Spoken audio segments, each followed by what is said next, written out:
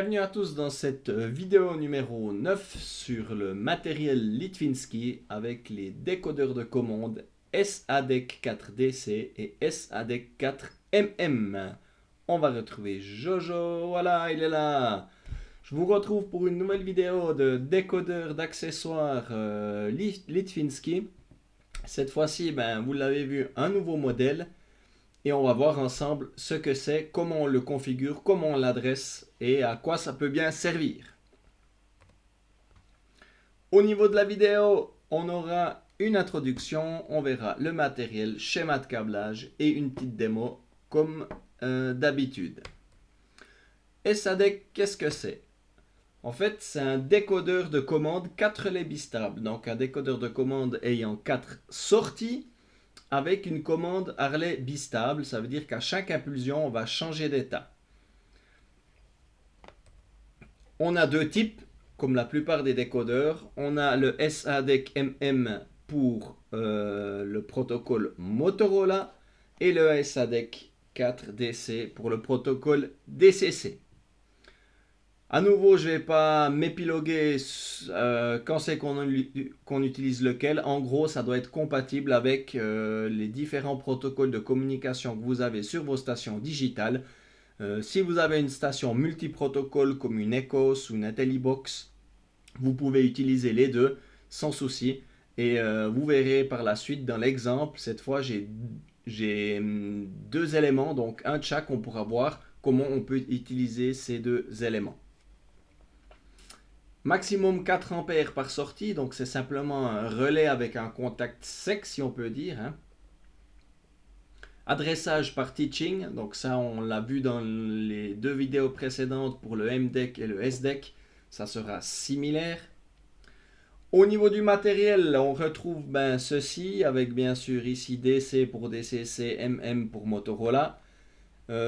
C'est pareil pour tout le matériel Litvinsky. On a toujours ici la borne pour l'alimentation digitale de commande, donc ce qui va venir piloter notre accessoire, décodeur d'accessoires, à bien respecter la polarité. Ensuite, l'alimentation, 12 à 18 volts alternatifs ou 15 à 24 volts continu.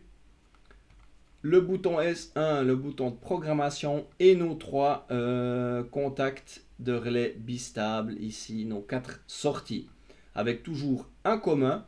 Donc en principe, on arrive avec un fil qui coupe en fait l'alimentation de l'élément qu'on va piloter, et ensuite on va mettre le deuxième fil sur un côté ou les deux si on peut faire quelque chose comme une bascule.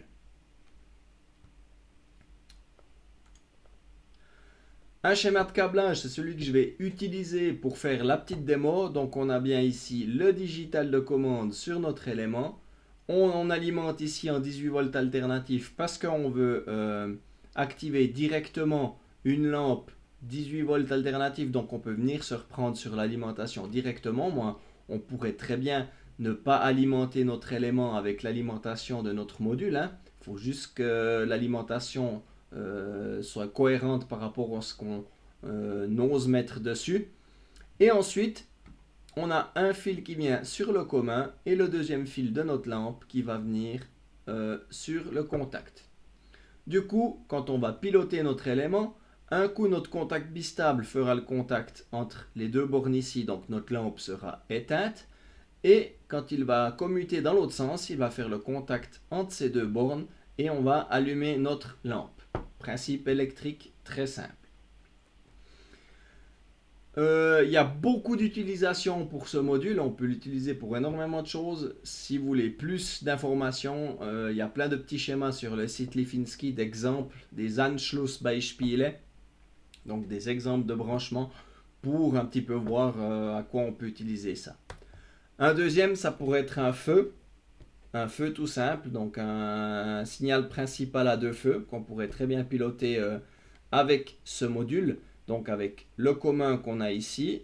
Et d'un côté, on viendra basculer soit sur le feu vert ou soit sur le feu rouge.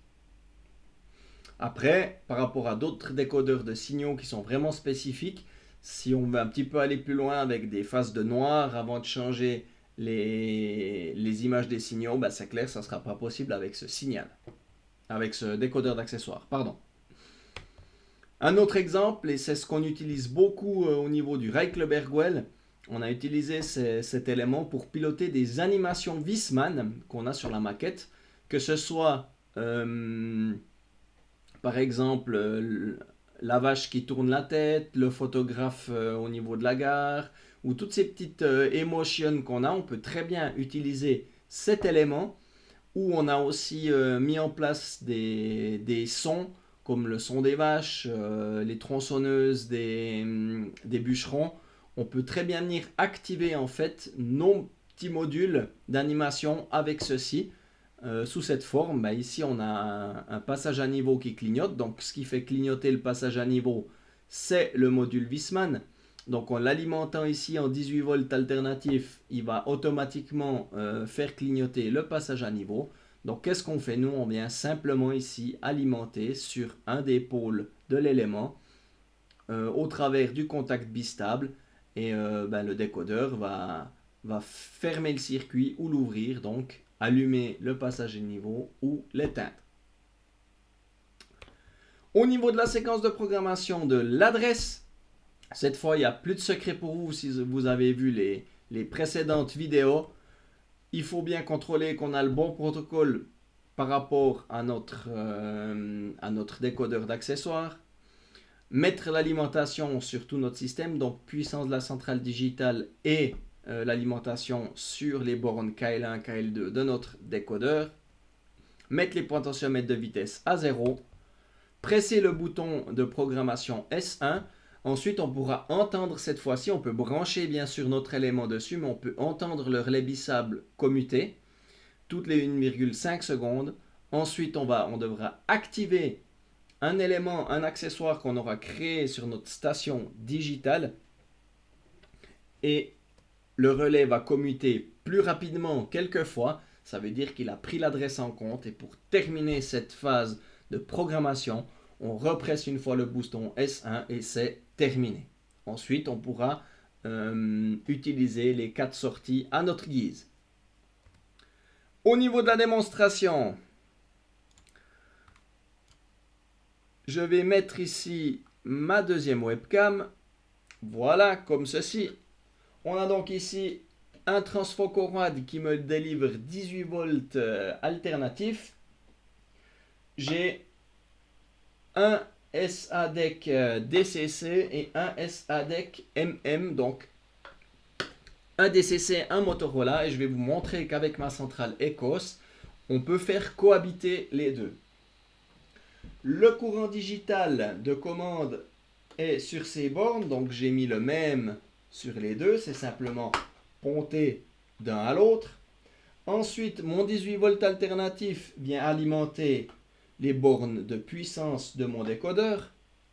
Et j'ai mis une petite loupiote, une petite lampe ici sur mon premier décodeur, avec justement le 18 volts alternatif qui vient ici sur un des pôles de ma lampe, et le deuxième qui passe au travers du contact bistable de mon décodeur, et qui est alimenté, en fait, c'est le deuxième pôle d'alimentation. Donc si on visualise, on a bien ici notre lampe qui est alimentée entre mon transformateur, le fil brun, et le fil jaune, qui est ici violet dans mon cas, qui passe au travers de mon contact bistable et qui vient ensuite à ma lampe.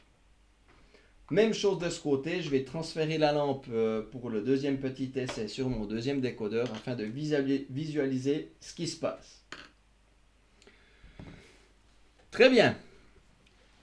Tout d'abord, si j'enlève ma vidéo, on va aller contrôler ici notre bus. Donc on a toujours bien le protocole DCC qui est actif de base pour les décodeurs d'accessoires sur ma centrale ECOS. Soit, c'est mon choix. Je vais venir ici au niveau des accessoires. On avait fait des essais dans les vidéos précédentes, ici jusqu'au module 13, 14, 15, 16. Donc on va prendre ici l'adresse 17 de base pour mon décodeur d'accessoires DCC. Donc on va faire un nouvel élément. DCC. On va mettre lampe 17, vu que c'est l'adresse 17. Lampe 17. Voilà. Comme ceci. On va laisser les paramètres par défaut. On va y mettre un petit symbole sympa ici. Qu'est-ce qu'on a? Éclairage. Parfait.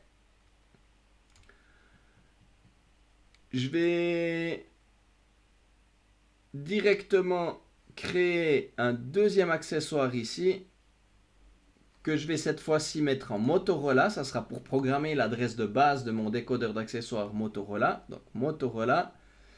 Et si je fais le calcul, on avait avant 17, 18, 19, 20. Donc ici, on aura l'adresse 21. Donc on va l'appeler ici lampe 21. Avec un petit symbole sympa aussi. C'était où je l'ai vu? Là, ma lampe. Parfait. Donc j'ai créé ici mes deux accessoires pour pouvoir apprendre l'adresse de base de mon décodeur, donc de la sortie 1. Une sera la 17 en DCC pour mon décodeur DCC et 21 pour mon décodeur Motorola. Parfait. Alors, on va tout de suite visualiser ceci en faisant le petit essai. Ma centrale est sur Go, donc la puissance est active. Je presse une fois sur le bouton S1 avec la petite vidéo. La webcam, ça va être mieux, voilà.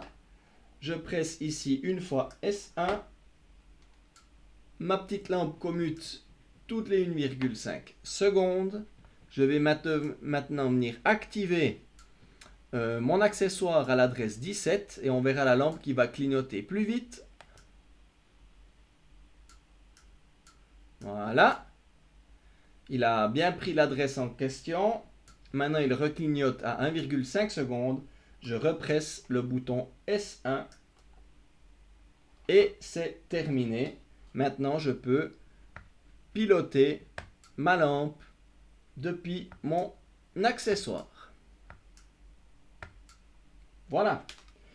Je vais maintenant pour la prochaine démonstration passer ma lampe sur le deuxième décodeur. Donc, comme je vous l'ai dit, on n'aurait pas besoin parce qu'on entend assez bien le relais commuté. Mais pour la vidéo, ça sera plus simple. Donc, on a dit qu'au niveau de ma centrale ECOS, on avait ici simplement programmé l'adresse 21 avec le protocole Motorola, en sachant qu'ici, mon bus est toujours DCC. Donc, de base, on utilise DCC, mais pour cette adresse 21, j'ai décidé qu'on utiliserait Motorola. Même chose, je presse sur le bouton S1. Ma petite lampe ici clignote. Je viens commuter une fois mon accessoire Motorola à l'adresse 21. Elle clignote plus vite. Elle se remet à clignoter à 1,5 secondes. Je represse S1. C'est terminé et maintenant je peux piloter ma lampe depuis ici. Voilà. Donc ça fonctionne. J'ai bien mon décodeur DCC avec mon adresse ici 1 à 17. Donc ça fera 17, 18, 19, 20. Et celui-ci avec l'adresse 21, 22, 23, 24 et avec deux protocoles de communication différents. Au niveau train controller maintenant. Je démarre train controller.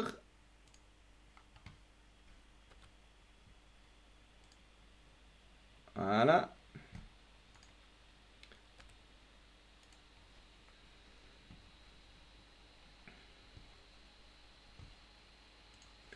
On va prendre un petit TCO juste pour faire l'essai. Dans accessoires, qu'est-ce qu'on pourra prendre? Un signal à deux feux, allons-y.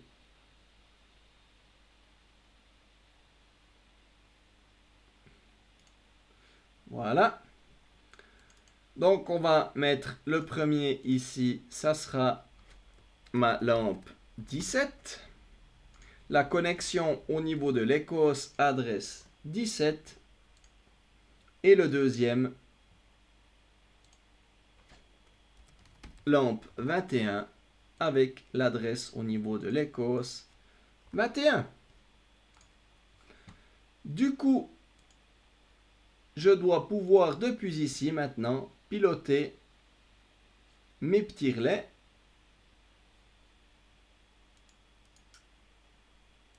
Donc le DCC commute bien, on l'entend, ça fait tic-tic, mais comme la lampe n'est plus branchée dessus, eh ben, on ne le voit plus.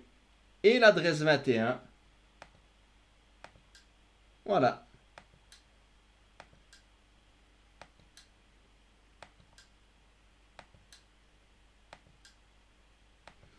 Voilà comment utiliser ces décodeurs et à quoi ils peuvent servir. Donc j'en aurais terminé pour la démonstration de cette petite vidéo. Ce que je voulais vous montrer ici, qu'on a un module un décodeur d'accessoires avec 4 sorties bistables, quelque chose qui peut être très intéressant pour le pilotage d'animation quelconque. Donc on a vu à quoi ça servait, on a vu comment on le programmait et comment on l'utilisait dans Train Controller. C'est tout bon, on a terminé pour cette vidéo. Si ça vous a été utile, n'oubliez pas le petit pouce bleu si vous voulez recevoir la suite des vidéos, l'information comme quoi une nouvelle vidéo est arrivée. N'oubliez pas de vous abonner à ma chaîne avec le petit lien qui est en bas à droite de votre écran. Merci beaucoup, au revoir, à la prochaine, bye bye.